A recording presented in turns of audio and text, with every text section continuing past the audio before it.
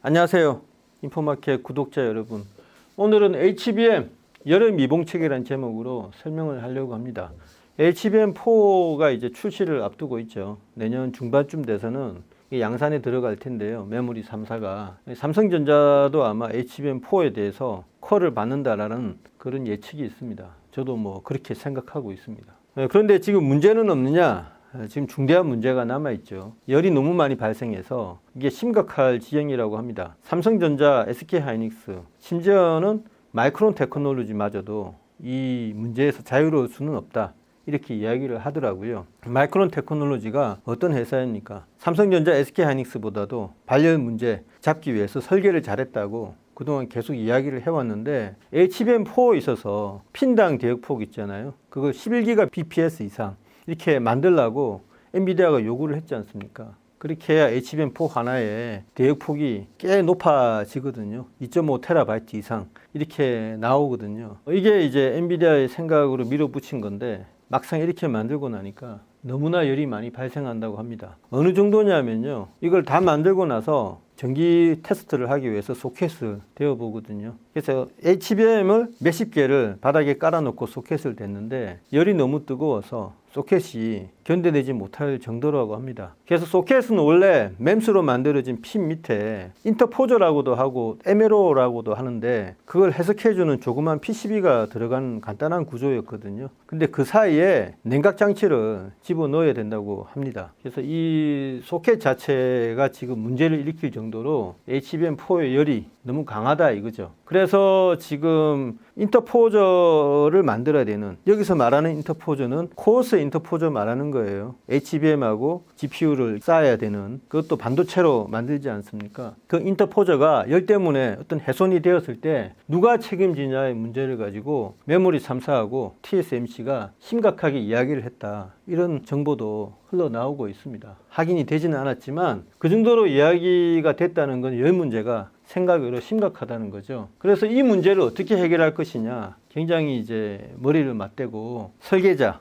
공정 담당자들 다 지금 뭐 이야기를 하고 있는데요. 뜻밖에도 이제 AVC 실적이 나오니까 엔비디아하고 TSMC의 전략이 명확해진 겁니다. AVC는 제가 설명을 했듯이 대만에 소재한 냉각 회사라고 말씀드렸죠. 스펜서 션이 창업자인데 거기에 관해서는 저번에 쇼츠로 설명을 드렸습니다. 11월 매출이 나왔는데요. 무려 173억 대만 달러가 나왔습니다. 우리나라와의 환율이 한 43배, 44배이기 때문에 곱해보시면 7천억 정도의 매출을 올려온 겁니다. 근데 이 7천억의 매출이 사상 최대치거든요. 월별로는. 전월 비해도 5.6%나 상승한 거고요. 전년 비하면 무려 141.7% 증가한 겁니다. 이 숫자만 보면 감이 안 오실 텐데 누적 수치를 보면 생각이 달라지실 겁니다. 1월부터 11월까지 누적으로 해보니까 1256억 대만 달러가 되거든요.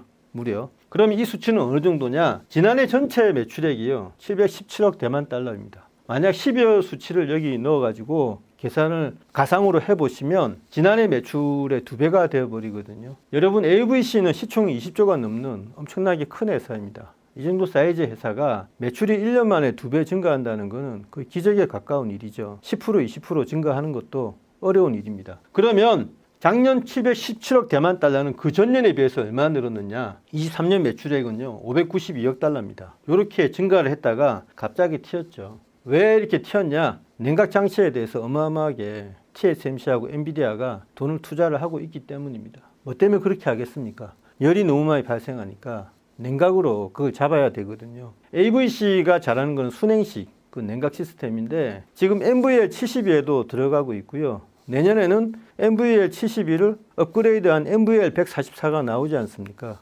모든 분야에서 업그레이드가 이루어져야 되는 가공할 규모의 가공할 전력을 소비하는 그런 차세대 렉인데 거기에도 왕창 들어가거든요. 아마 11월 달에 아마 그 관련해서 매출이 일어나고 있는지도 모릅니다. 또 내후년에는 1메가와트를 소모하는 카이버 렉이 등장하지 않습니까? NVL576이라고 하죠. 어느 정도의 냉각 수요가 있을지 감도 잡기 힘든데 이 AVC를 살찌우는 게 결국 HBM의 가공할 열이라 이겁니다. 그래서 지금 학자들이 추산하기로는 데이터 센터의 40%에 달하는 전기가 냉각용으로 쓰이고 있다, 이런 계산도 있습니다. 믿어지지 않죠. 절반에 가까운 전기가 냉각으로 들어간다는 이야기 아닙니까? 원래 열이 없었으면 소모되지 않았을 그런 전기니까 일종의 옥상옥 필요 없는 그런 소모인 셈이죠. 그러면 HBM을 설계할 때부터 열을 덜 발생하게 하면 되지 않느냐? 지금은 설계 기술이 한계에 달한 것 같습니다. 다른 분야에서 그걸 해야 되는데요. 그러면은 이제 HBM 조립 과정에서 냉각 장치를 집어넣어야 되는데 HBM뿐만 아니고 그 전 단계인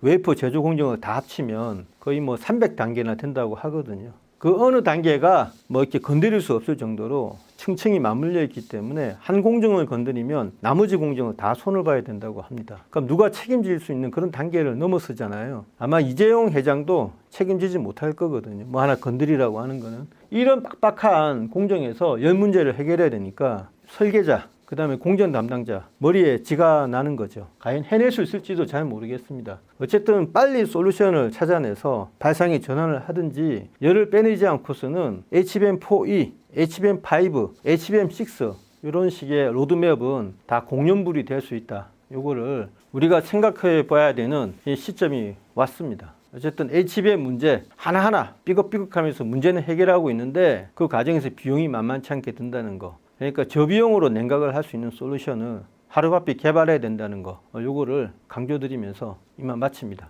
네, 감사합니다.